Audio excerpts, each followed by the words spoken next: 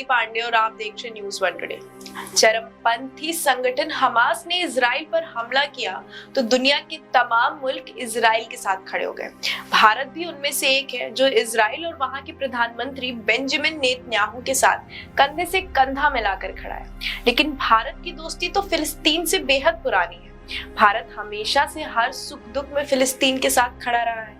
तो फिर अचानक ऐसा क्या हुआ है कि प्रधानमंत्री नरेंद्र मोदी के नेतृत्व में पूरा देश ये फिलिस्तीन नहीं बल्कि इजराइल के साथ खड़ा है? आखिर भारत के फिलिस्तीन से रिश्ते कैसे थे और क्यों अब भारत के लिए इजराइल ही उसका असली दोस्त है? इसे ऐसे समझते हैं कि दूसरे विश्व युद्ध के खात्मे के बाद जब संयुक्त राष्ट्र संघ बना तो उसने मध्य पूर्व एशिया की जमीन के एक बड़े टुकड़े को दो हिस्सों में बांट दिया। 1948 में एक देश बना इजराइल, जिसे दुनिया के इकलौते यहूदी मुल्क के तौर पर मान्यता दी गई। वहीं गैर यहूदियों या कहिए कि मुसलमानों के लिए जो देश बना उसे कहा गया फिलिस्तीन। हालांकि जब यूनाइटेड नेशन ने इजराइल और फिलिस्तीन दो देश बनाने के लिए प्रस्ताव दिया तब भारत ने एक मुल्क के तौर पर इजराइल का विरोध ही किया था। लेकिन जब इजराइल बन गया तो फिर बनने के 2 साल बाद 17 सितंबर 1950 को भारत ने भी इजराइल को मान्यता दे ही दी। 1953 में इजराइल ने तब के बॉम्बे और अब के मुंबई में अपना काउंसुलेट भी खोला। लेकिन भारत के रिश्ते इजराइल से ज्यादा फिलिस्तीन के साथ ही सहज रहे। भारत के विदेश मंत्रालय की वेबसाइट पर मौजूद दस्तावेज के मुताबिक भारत का फिलिस्तीन को समर्थन करना भारत की विदेश नीति का हिस्सा रहा है। सन 1974 में भारत पहला ऐसा गैर अरब मुल्क था जिसने फिलिस्तीन लिबरेशन ऑर्गेनाइजेशन को मान्यता दी थी। ये वही संगठन है जिसके मुखिया यासिर अराफात हुआ करते थे। वो कई बार भारत की यात्रा पर भी आए थे।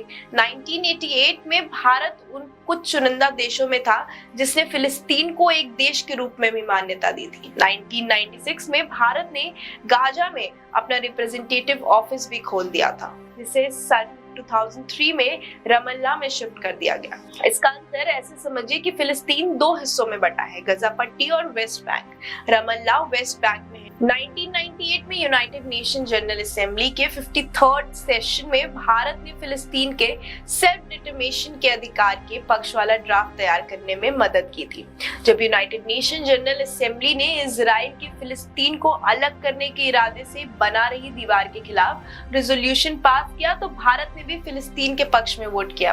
2011 में भारत ने फिलिस्तीन को यूनेस्को का सदस्य बनाने के पक्ष में वोट किया था। 29 नवंबर 2012 को जब यूनाइटेड नेशन जनरल असेंबली ने फिलिस्तीन को यूएन में नॉन मेंबर ऑब्जर्वर स्टेट का दर्जा देने का रेजोल्यूशन पास किया तो भारत ने इसके पक्ष में वोट दिया था।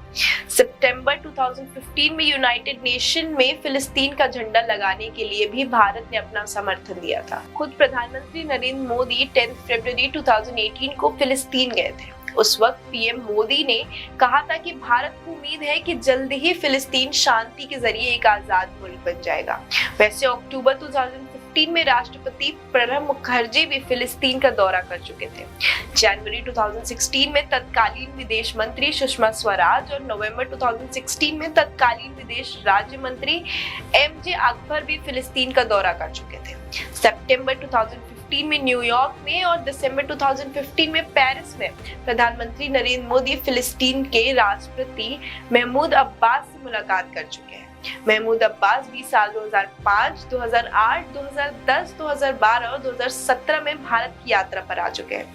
इतना ही नहीं, भारत ने फिलिस्तीन की हाल के दिनों में आर्थिक मदद भी की है। 2015 में भारत ने फिलिस्तीन में 2 स्कूल बनवाने के पैसे दिए हैं। उनके नाम है Jawaharlal Nehru secondary school for boys जो अबू दीस में है। के अलावा अशरा अल शमालिया में Jawaharlal Nehru secondary school for girls भी बना है। गाजा शहर में अल जवाहर यूनिवर्सिटी में जवाहरलाल नेहरू लाइब्रेरी और महात्मा गांधी लाइब्रेरी बनाने में भी मदद की गई। भारत और फिलिस्तीन के बीच व्यापार भी होता है।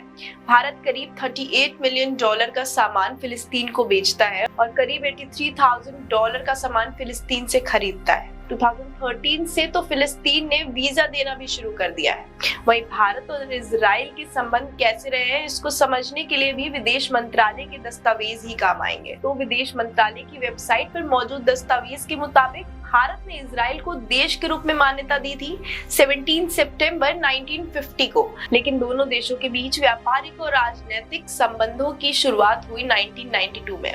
हालांकि इससे पहले भी जब भारत ने पाकिस्तान के खिलाफ 1971 की जंग लड़ी थी तो इजराइल ने हथियारों से भारत की मदद की थी।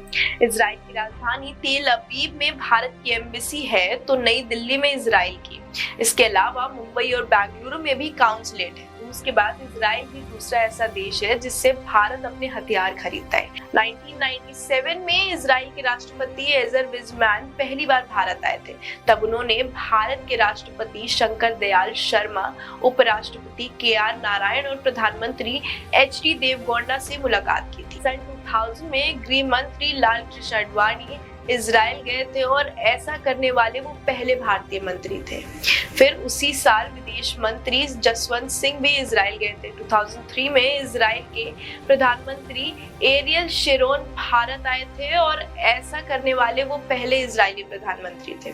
2008 में जब मुंबई पर आतंकी हमला हुआ तब भी इजराइल में अपनी टीम भेजने और आतंकवाद के खिलाफ चल रही लड़ाई में साथ देने की बात की थी।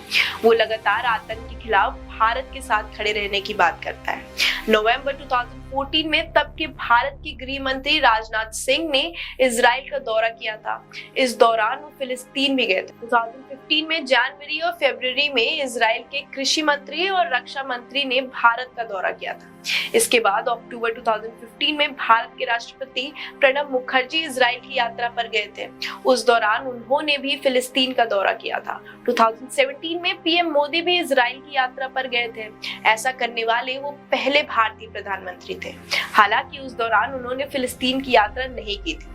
जनवरी 2018 में इजराइल के प्रधानमंत्री बेंजामिन नेतन्याहू भारत की यात्रा पर आए थे। उस दौरान उनके साथ 130 डेलीगेट्स थे और ये अब तक का सबसे बड़ा डेलीगेशन था।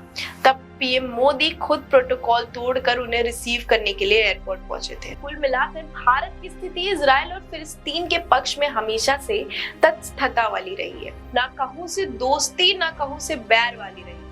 लेकिन पिछले दिनों जब फिलिस्तीन की गजा पट्टी पर कब्जा जमाए बैठे चरमपंथी संगठन हमास ने इजराइल पर हमला किया तो प्रधानमंत्री मोदी ने सीधी लाइन ली। उन्होंने इजराइल के खिलाफ खड़ा होना मंजूर किया। खुद ट्वीट कर बताया कि इजराइल के प्रधानमंत्री बेंजामिन नेतन्याहू ने उन्हें फोन कर सारी जानकारी दी है। लेकिन थोड़ा गंभीरता से इस मुद्दे को देखिए तो अभी साफ साफ दिखेगा कि भले ही प्रधानमंत्री मोदी ने इजराइल का समर्थन करने की बात कही है, लेकिन उन्होंने फिलिस्तीन का विरोध नहीं किया है। प्रधानमंत्री ने फिलिस्तीन नहीं बल्कि फिलिस्तीन के आतंकी संगठन हमास और उसके हमले का विरोध किया है। और हमास भले ही क्लेम कर रहे हैं कि वही फिलिस्तीन के नेतृत्व करता है, लेकिन हकीकत ये है कि दुनिया के 193 देशों में से जिन 138 देशों ने फिलिस्तीन को मान्यता दी है, उनके लिए फिलिस्तीन का मतलब हमास नहीं बल्कि फिलिस्तीन लिबरेशन ऑर्गेनाइजेशन है और उसकी पार्टी फतह है, जिसे बनाने वाले यासिर अराफत थे। तो अभी भारत इजराइल के साथ तो खड़ा है, लेकिन इस वजह से क्योंकि फिलिस्तीन के एक चरमपंथी संगठन हमास ने इजराइल पर हमला किया है। इस तरह के हमलों के खिलाफ भारत की जो जीरो टॉलरेंस वाली नीति है, PM मोदी के नेतृत्व में भारत उसी दिशा में आगे बढ़ रहा है। इस खबर में बस इतना ही। देखते रहिए News1 Today। अगर आपको ये वीडियो अच्छी लगी हो तो आप हमारे चैनल को सब्सक्राइब करें और इस वीडियो को लाइक करें।